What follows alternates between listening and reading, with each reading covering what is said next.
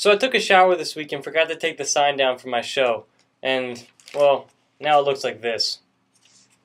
I guess I need a new sign. I'm going to actually need a new location too. I don't know if any of you guys have ever sat in a bathtub for 3 hours, but it really starts to hurt your tushy. If any of you guys are just joining us, my name is John and this is cool shit that I find. So Crack.com recently released an article naming the top 5 biggest coincidences of all time. Now, although everything on the list was really interesting, one caught my eye as being really unique and just really kind of crazy. Now, when most of you hear the name John Wilkes Booth, you probably think of the guy who shot Abraham Lincoln, and you'd be correct. But what most of you don't know is that he actually had a younger brother, Edwin Booth, who was famous long before John Wilkes Booth shot Abraham Lincoln. Edwin was famous for being an actor in his own time. The article actually compared him to being like the George Clooney or Johnny Depp, relating it to our time. So basically, one day Edwin was waiting for a train right as it was about to come, and he saw a young man about to slip and fall into the tracks, basically getting hit by the train.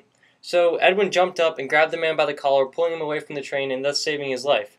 So Edwin just kind of, got thanked by the young man, maybe signed an autograph for him, and then went on his day.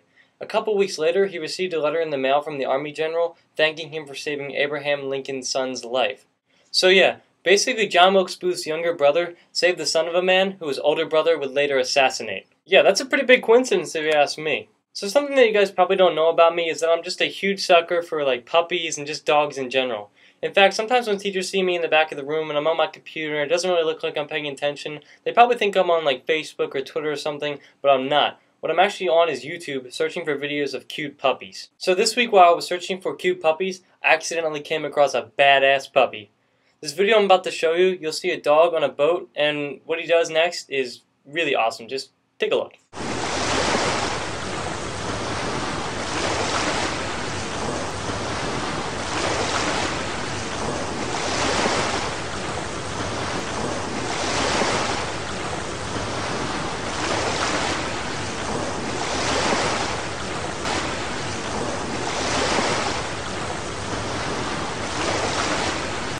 Yeah, that dog just attacked a freaking shark.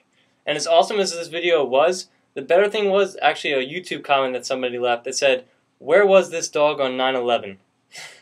So the next thing that I want to share with you guys actually comes from the Russian military. And it kind of seems like one of those ideas that me and my stupid friends would come up on the weekend as a joke. Essentially, the Russians are making giant inflatable versions of their military forces, like giant inflatable army tanks or giant inflatable missile launchers, hoping that planes flying ahead will attack the inflatable versions instead of the real things.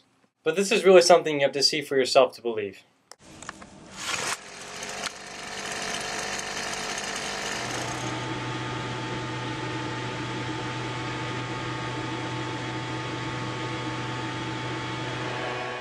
Presenting the inflatable Russian tank, a kind of cross between a bouncy castle and a ballistic missile. Of course, it doesn't fire any missiles or rockets, but it does look like a real Russian tank. It's life-size, and from the air you can't tell the difference. So with this thing, you can trick the enemy into thinking you're far better armed than you really are. And it's not just tanks. There are inflatable missile launchers too, like this S-300 battery.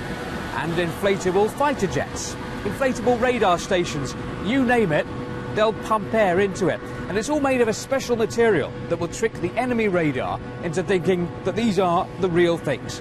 Actually, the idea is not half bad. Well, that's all the cool shit I have for you guys this week. I'll see you next week.